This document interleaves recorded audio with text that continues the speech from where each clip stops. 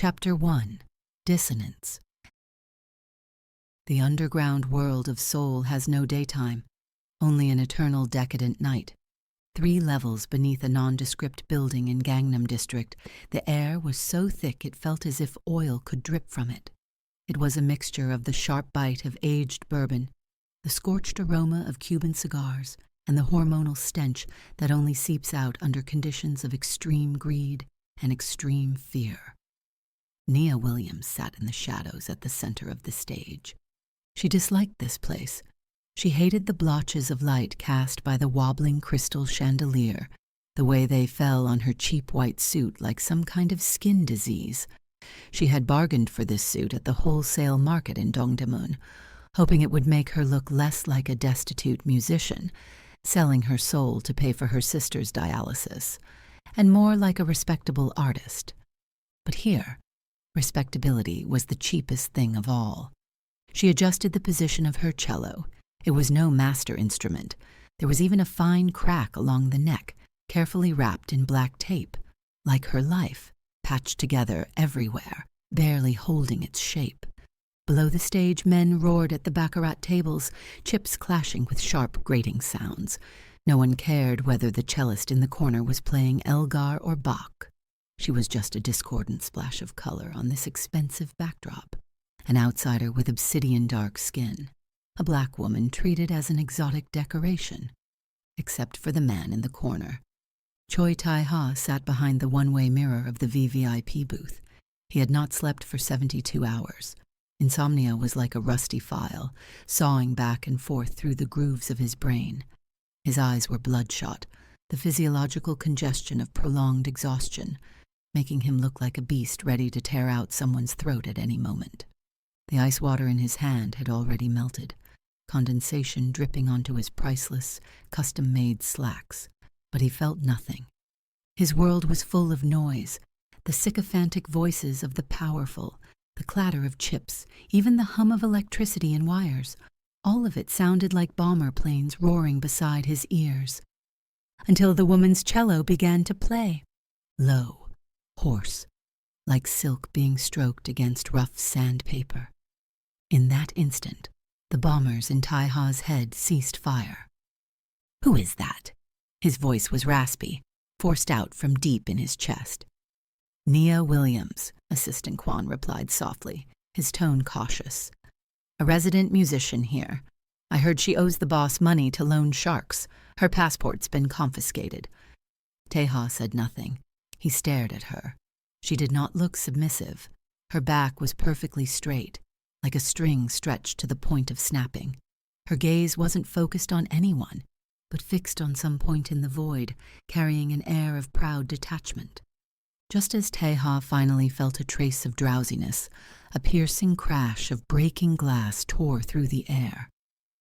Park Jun-young, the legitimate second son of Daehan Group, Tae-ha's half-brother, was staggering at the front of the stage. He held half a bottle of red wine, the crimson liquid running down his wrist and dripping onto the wooden floor by Nia's feet. "Hey, Black Pearl," Jun-young slurred in English, thick with drunken contempt. "I told you to stop. Don't you understand human language? Who told you to play something like a funeral dirge? This is a casino, not a morgue. Play me a striptease tune. Now." The entire room fell silent. Gamblers froze mid-motion, turning with expressions of eager anticipation. In this circle, watching a nobody humiliated by the powerful often brought more pleasure than gambling itself. Nia stopped her bow. According to the script, she should have trembled. She should have begged. She should have bowed her noble head for the sake of her meager pay and her confiscated passport. But she didn't.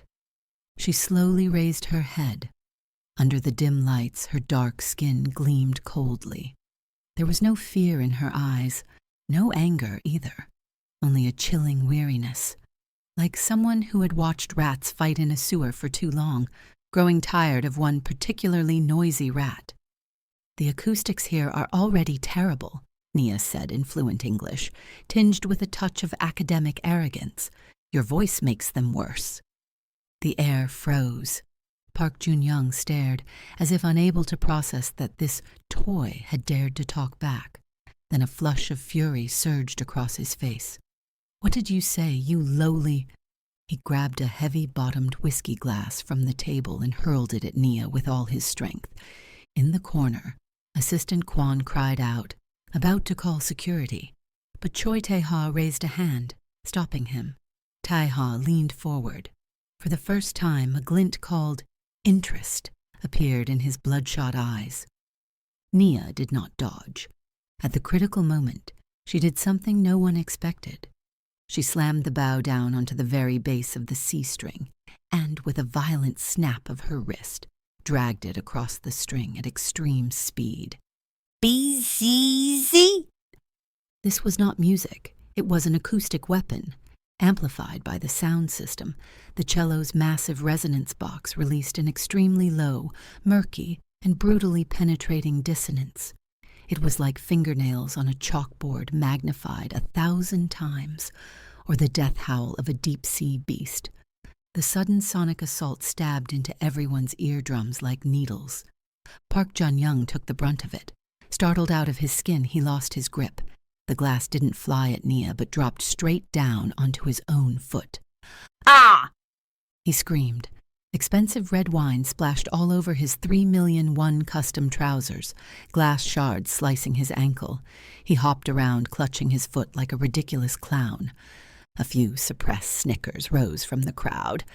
Expressionless, Nia adjusted her posture, pulled out a piece of rosin she had prepared earlier, and elegantly applied it to her bow. "Sorry," she said coldly, "my hand slipped." Behind the one-way mirror, Choi Tae-ha smiled. It was a long-lost, genuine smile, from the depths of his lungs.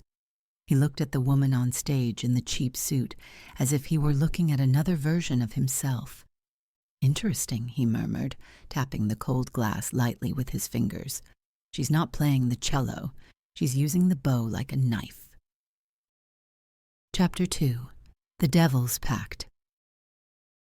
1 hour later, Seoul's late-night back alleys were like the city's sewers, collecting all its filth and cold, the sour stench of overflowing trash bins mixed with the electric buzz of distant neon lights. Nia stood in a corner, her cello case on her back. She had been fired. No surprise. The manager didn't pay her and threatened to make sure she couldn't survive in Seoul. She checked her pocket. 1 coin and half a crushed pack of cigarettes.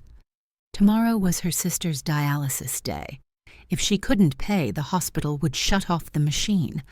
A massive, suffocating sense of helplessness surged over her like a tide, nearly drowning her. On stage, she had been a warrior, a goddess of vengeance. Now she was just a sister with nowhere left to go. Her hands trembling, she put a cigarette between her lips and flicked the lighter. Click, click, no flame. Even the damned lighter was mocking her. Nia closed her eyes. In that filthy alley, for a brief moment, she thought about giving up, maybe begging the manager, maybe selling herself. At that moment, a ghostly blue flame lit up before her, a gold Zippo lighter, engraved with an intricate family crest. Holding it was a long, bony hand, pale to the point of sickness. On the wrist was a Patek Philippe, the edge of the crystal chipped, as if struck hard by something. Nia looked up. By the firelight, she saw a textbook Korean Chaebol face, handsome, cold, sharply defined. But there was none of the greasy repulsiveness she expected. His shirt collar was casually open, revealing a faint tattoo along his collarbone. His eyes held an unsettling excitement, the look of someone who had lived on the edge of collapse for too long. "That little slip just now," the man said, in a low, slightly hoarse voice. "Was it a flat or G-sharp?" Nia stepped back warily and didn't light her cigarette. It was the fuck-off note. The man laughed. The sound echoed down the empty alley, edged with something neurotic. He pulled back the lighter, lit his own cigarette, inhaled deeply, and slowly exhaled into the cold night air. "My brother's pants were handmade in Italy. The wine inside was a 1982 Lafite. That one slip of yours turned him into the biggest joke in Seoul's high society tonight. Worth it? Losing your job, and possibly your life, for less than an hour of dignity. If you're here to laugh, you can leave, Nia said coldly, hoisting her cello case. I'm going home. You don't have a home.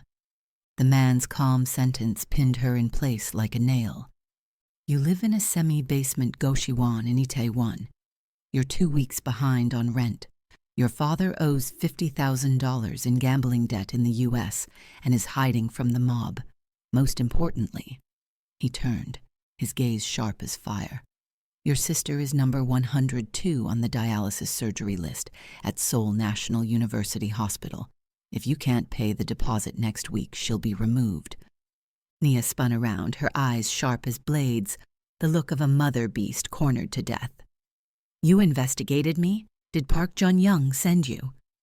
Park Jun-young? The man snorted with contempt. If that idiot had 1/10 of my intelligence network, he wouldn't have pissed himself over a single chord. He stepped closer. The pressure wasn't meant to intimidate, but to testing just how sharp this black swan's claws really were. Let me introduce myself, Choi Tae-ha, the bastard son of Daehan Group. He emphasized the words with self-mockery and brutality. Nia had heard the name. In Seoul, Choi Tae-ha was a legend, the chairman's illegitimate son who returned 3 years ago and purged internal opposition with ruthless bloodshed. The media called him the Mad Dog. What do you want? Nia asked. I need an accomplice. Tae-ha stared straight into her eyes, close enough to feel her breath. I don't need a musician who only plays the cello. I can buy a dozen of those. What I lack is a crazy woman who dares to bare her teeth among wolves. He pulled out a check. It was blank. Park Jun-young is a mad dog. I'm the one who's going to lock that dog in a cage or slaughter it.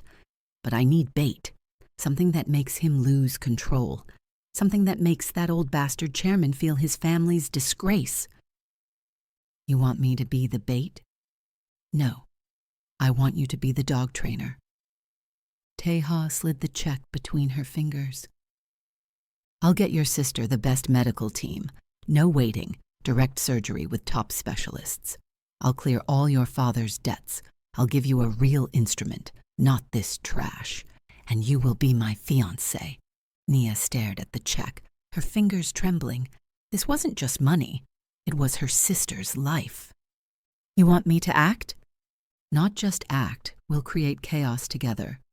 I want all of Seoul to know that Choi Tae-ha married a nobody, an outsider, a foreigner, a black woman who played in underground casinos. I want that family, obsessed with bloodline and face, to go insane. Only when they're in chaos can I take what I want. Why me? Nia asked, the key question. Tae-ha leaned in until their noses nearly touched. She smelled tobacco and expensive cologne, beneath which lurked a cold undertone. Because on that stage you were the only one who wanted to kill him, and that look in your eyes. His finger lightly traced the corner of her eye.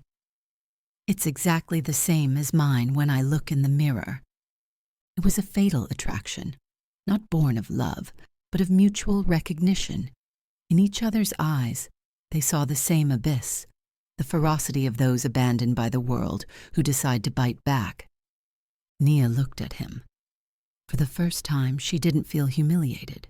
In his eyes, she wasn't merchandise, or a toy, or even a woman. She was a weapon, and he was inviting her to grip the handle together. She took the check without thanks. She pulled the cigarette from his open shirt pocket and lit it, using the still burning tip of his cigarette. She inhaled deeply, smoke curling between them. The Stradivarius is too flashy, too sweet, Nia said, her voice smoky and sensual. I want a Guarneri, something deep, powerful, a sound that can kill. She lifted her chin, meeting his gaze without flinching. And if I help you take Daehan Group, I want 1% of its shares. Cash gets spent. Shares are power. I'll never let anyone control my fate again. Tae-ha froze for a second, his second surprise of the night. Then the madness in his eyes deepened, his lips curving into a deeply satisfied smile. He reached out and clasped her calloused hand, rough from years of playing. Deal, my accomplice. Chapter 3. The Silent Fortress. Choi Tae-ha's private residence was not the gilded palace Nia had imagined. Perched halfway up Hanam-dong, it was a minimalist fortress of cold gray concrete and floor-to-ceiling glass. No garden, no excess decoration, only suffocating silence and omnipresent security. A tomb for the living. On her first day moving in, Tae-ha tossed her a priceless 1735 Guarneri cello. "Is this part of the contract too?" Nia asked, running her hand over the instrument. The sensation made her tremble. This was every cellist's ultimate dream. "No, this is your weapon." Tae-ha looked even worse than he had at the casino. At home, he didn't wear suits, just a black silk shirt wide open at the collar, his exposed skin frighteningly pale. "My insomnia is severe," he said, sitting before the massive windows overlooking Seoul's glittering nightscape, a light that never reached this room. "Medication doesn't work anymore. Your sound, that noise, it's the only thing that calms me." "You want me to play?" "I want you to kill those sounds." He tapped his temple. "They've never stopped since I was 5, when my father's legal wife locked me in the basement. Only that night at the casino, your playing shut them up." Nia looked at him. In that moment, she didn't see a tycoon, but a beast trapped in a cage like herself. She sat down and took up the cello. She didn't play something beautiful. She played Shostakovich, music that was oppressive, twisted, full of pain, yet searching for strength within that pain. The low strings vibrated through the air.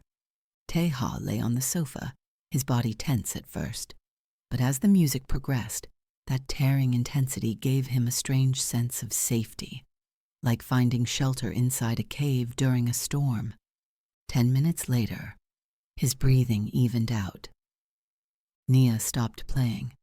She looked at the sleeping Tae-ha, his face, usually sharp with calculation and violence, now unbearably fragile. She looked around, the empty house, the broken man, the expensive instrument. "Well then," she murmured to herself, "if we're both monsters, let's see who survives to the end."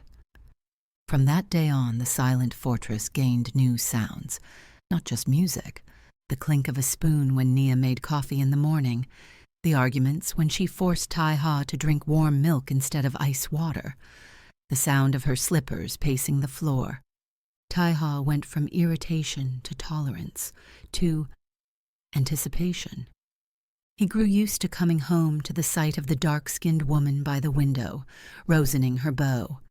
In that moment, a sliver of light seemed to pierce the tomb. Chapter 4. Arirang in Jazz. 3 months later, it was a high-stakes gamble. Daehan Group hosted an elite charity gala to secure cooperation with America's JM Group. JM's CEO, Mr. Smith, the white man known as the Wall Street Tyrant, was notoriously xenophobic and demanding. Tae-ha entered with Nia. Tonight, Nia was enough to make all of Seoul hold its breath.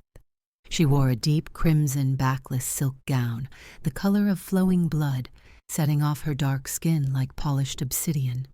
Her hair was no longer loose curls, but intricately braided African locks, pinned up and dotted with tiny diamonds like a galaxy scattered through her hair. She didn't take Tae-ha's arm. She walked beside him, chin lifted, gaze cold and regal. When they entered the ballroom, the noisy crowd fell instantly silent. Then whispers surged like a tide. "So that's the black woman? I heard Tae-ha fought his father for her. This is a family disgrace, bringing someone like that here." Park Jun-young stood among them, wine glass in hand, eyes gleaming with malice. He approached Mr. Smith and said loudly, "Mr. Smith, Let me introduce my brother's fiancée. I hear she's a musician, used to play in underground casinos, that sort of place." Mr. Smith frowned, his gaze on Nia filled with scrutiny and displeasure. A fanatic of classical music, he despised such lowbrow performers. "Mr. Choi," Smith said coldly, "this is your surprise? It seems more like a joke." Tae-ha was about to speak when Nia stepped forward. "Mr. Smith," she said evenly, "neither humble nor arrogant. I hear you own a 1740 Guarneri. Coincidentally, so do I. Shall we converse through music?" Without waiting for his reply, Nia walked onto the stage. She sat behind the priceless Guarneri. Under the lights, she closed her eyes and took a deep breath. She did not play Bach. That would be pandering. She was here to conquer. The bow fell. The first note carried the melody of the Korean folk song Arirang, but in Nia's hands it was no longer mournful. She used jazz syncopation and extraordinarily difficult pizzicato techniques, completely deconstructing and rebuilding the ancient tune. The music was like a great dragon, its skeleton Western classical technique, its flesh an Eastern soul, infused at last with the wild freedom of jazz. Conflict, fusion, violent beauty. The Korean elites below were stunned. They had never heard Arirang like this, familiar yet filled with unprecedented power and ferocity. Mr. Smith froze, his glass suspended midair. His expression shifted from disdain to shock, then to fanaticism. When the final brutally forceful martelet stroke fell, the strings still vibrating in the air, Nia was drenched in sweat.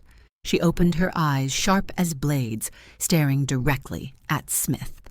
Her gaze said, "You look down on me? Then kneel and listen." Silence lasted a full 5 seconds. "Bravo!" Mr. Smith was the first to stand, applauding wildly. Thunderous applause erupted. Tae-ha stood in the shadows, watching the radiant woman on stage. His heart slammed against his ribs. Not just because she had secured the deal, but because of a thrill he had never felt before. She was beautiful. She was dangerous. She was his accomplice. Chapter 5. Blood and Rain. The deal was secured. Tae-ha's status within Daehan Group soared, even eclipsing the legal wife's faction. But it brought no peace, only a growing terror of losing control. That night, rain poured relentlessly. Seoul's monsoon season carried a despairing dampness. Tae-ha came home soaked. At a family meeting, his father had pointed at his nose and called him a bastard who rose by clinging to a woman. He endured it. He smiled. But at home, the madness finally exploded. He smashed every vase in the living room. Glass sliced his hands. Blood mixed with rainwater and dripped onto the carpet. "Tae-ha!" Nia rushed downstairs. "Don't come closer," he roared, eyes unfocused like a wounded animal. "Get out. Go back to New York. Don't let me see you." He was afraid he would hurt her, afraid the one woman who brought him peace would see him like this. Nia stopped. She looked at the blood, at his trembling back. She did not retreat. She walked forward, stepping on broken glass as if she felt no pain. "I'm not leaving," she said. "You'll regret it. I'm crazy. I have that old bastard's blood." Tae-ha spun around, grabbing her shoulders, trying to shove her away. Nia seized his wrist instead. Her grip was shockingly strong, strength forged by years of pressing strings. "Look at me, Choi Tae-ha," she shouted over the thunder. She yanked him toward her and kissed him without hesitation. It was not a gentle kiss. It tasted of blood, tobacco, and despair. Teeth collided, tongues tangled like combat. Tae-ha stiffened. Then, like a drowning man grabbing driftwood, he kissed her back desperately. He lifted her and pinned her against the glass-strewn wall. "Let me go mad," he gasped against her ear. "If you dare leave, I'll kill you." I'm not going anywhere, Nia's fingers buried in his wet hair. You're my accomplice. If you go to hell, I'll be there playing the cello. That night, in the storm, they claimed each other completely. No contract, no transaction, just two broken souls embedding themselves into one another, trying to fill the hollows inside with flesh and heat. Chapter 6. The Uninvited Guest. Park Jun-young did not give up. He envied Tae-ha's success, and envied even more the woman who seemed untouchable. He found his trump card, Daehan Group's year-end gala, meant to be Tae-ha's coronation as head of a subsidiary. As Tae-ha and Nia toasted the shareholders, the ballroom doors burst open. A ragged, deranged old black man stumbled in, reeking of filth. "Nia, my sweet daughter," he screamed, lunging toward her. "Now that you've made it, you abandon your father? I heard you married a rich Korean. Give me money. 1 million. No, 10 million. The room erupted. Cameras flashed like sharks smelling blood. Nia's champagne glass fell and shattered.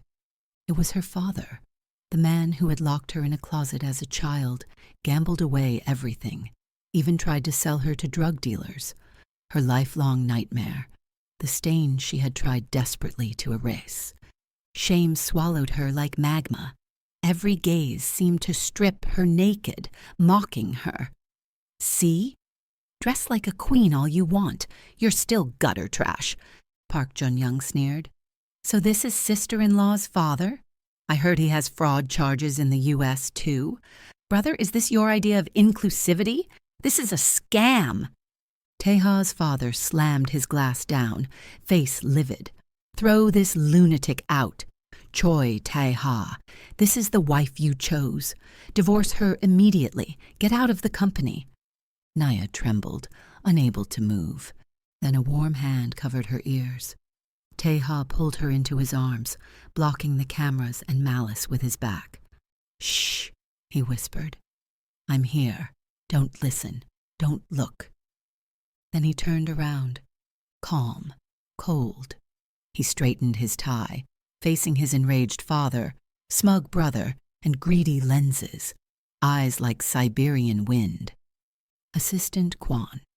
Kwon handed him a folder. Tae-ha pulled out documents and slapped them into Park Jun-young's face.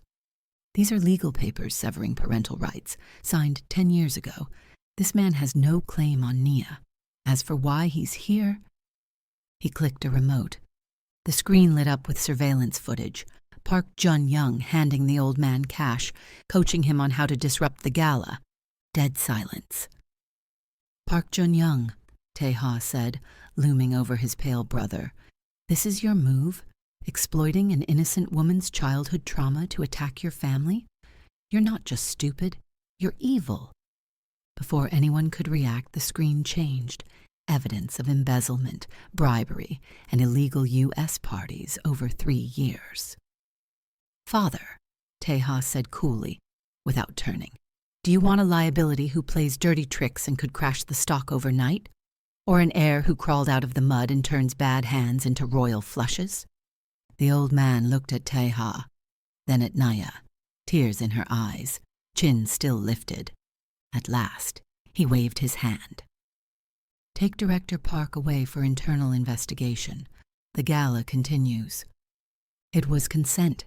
Power had changed hands. Tae-ha pulled Nia close and kissed her forehead before everyone. "It's over," he said. "Your nightmare is finished." Chapter 7. The Silence After. The storm passed. Tae-ha won. Nia's sister's surgery succeeded. All contract terms were fulfilled. 1 month later, at dawn, Tae-ha woke to a cold bed. He ran downstairs. The living room was empty. The Guarneri cello stood by the window. Beside it lay the deed transferring 1% of Daehan Group shares. No note, no farewell. Nia was gone. She took nothing, except the old coat she had arrived in. Tae-ha went mad. He searched all of Seoul, checked every flight record. Nothing. She vanished as if she had never existed. That night, Insomnia returned worse than ever. He lay clutching her pillow, suffocating in silence. He thought he needed her music. He was wrong. He needed her warmth, her scent, her living presence to fill his hollow soul. He won the world, but he lost his only accomplice. Chapter 8. The Requiem ends. The symphony begins. 1 year later, New York, Carnegie Hall, a highly anticipated solo concert. On stage, Nia wore a simple white dress. She played an original piece titled Accomplice. It was full of struggle and darkness, yet overflowing with tenderness and redemption, every note telling the story of a rainy Seoul night. The performance ended to thunderous applause. Backstage, a bouquet awaited her. Not roses, not lilies, but messy wildflowers like something bought hastily at a convenience store. A card lay within. No signature, just one line. "This time, let me be your bait. Tae." Nia's heart leapt. She ran outside to a familiar corner.